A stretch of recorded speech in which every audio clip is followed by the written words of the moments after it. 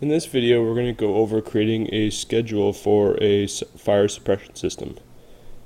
So to start, we have a few sprinklers placed already in our building.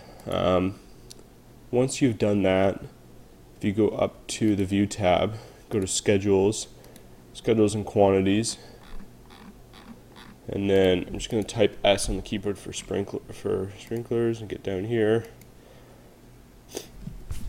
And then we'll do count, we'll do family and type, elevation from level, we'll do, there's tons of different things you can kind of add in here.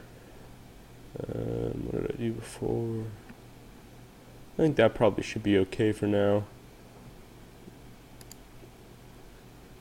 So this is what shows up in your schedule.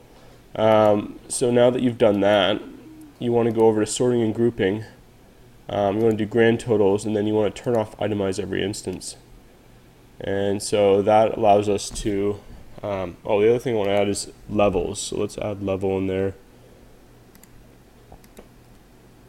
This way we can see how many sprinklers are on each level.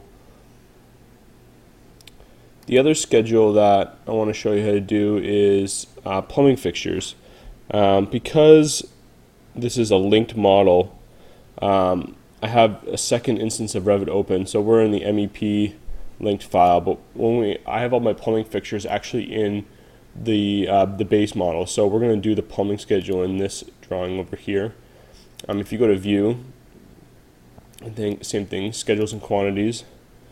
You go down to, I'm just going to type P for plumbing and find plumbing fixtures. So we'll do count, elevation from level, we can do drain, family and type. I'm going to move family and type up there. And where's level?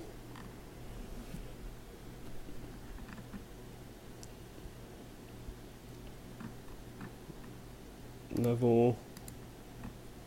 Yeah, there's tons of things you can add in there, but I think that'll be good for now.